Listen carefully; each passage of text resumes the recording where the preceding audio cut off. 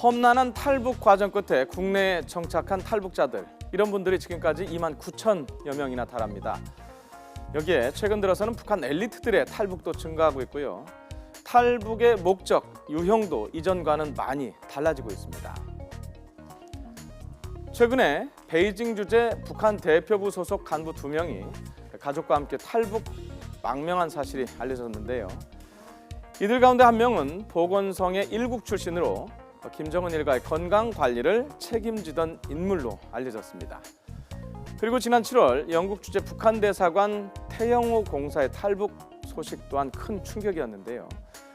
현재까지 귀순한 북한 외교관 가운데 최고위급 인사입니다. 북한의 핵심 계층 사이에서 김정은 체제에 대해서 더 이상 희망이 없다. 그리고 또 북한 체제가 이미 한계에 이르르고 있다라고 하는 인식이 확산되고,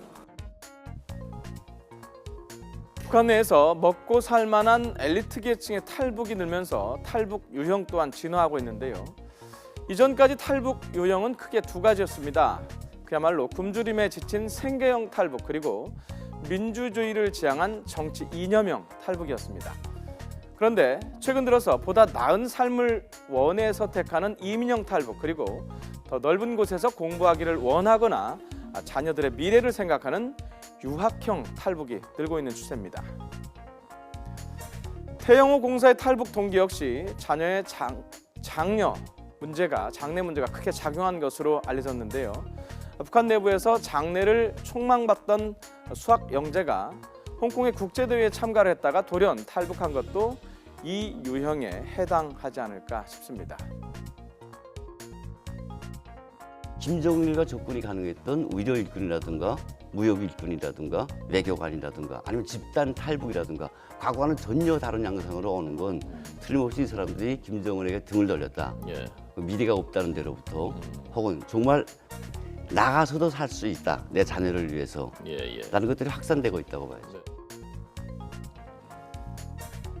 북한 엘리트의 상징이라고 할 수 있는 김일성 종합대학 출신 탈북자 동창회 회원도 최근 들어서 30명 정도로 늘었다고 합니다. 이런 가운데 국내 탈북자 단체장과 해외에 사는 탈북 엘리트들이 연대를 해서 미국에서 북한 망명 정부를 추진한다, 이런 설까지 나오고 있습니다.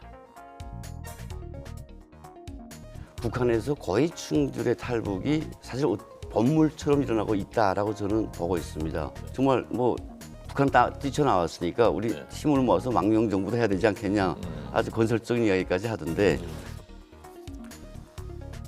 북한의 체제를 유지하던 핵심 계층의 연쇄적인 탈북, 엘리트들의 체제에 대한 반감이 커지면서 북한 정권 내부가 흔들리고 있다고 받아들여지는데요. 이런 가운데 최근 박근혜 대통령은 탈북을 권유하는 공식 발언을 했는데 박지원 비대위원장 등을 중심으로 정치권에서 논란을 삼기도 했습니다.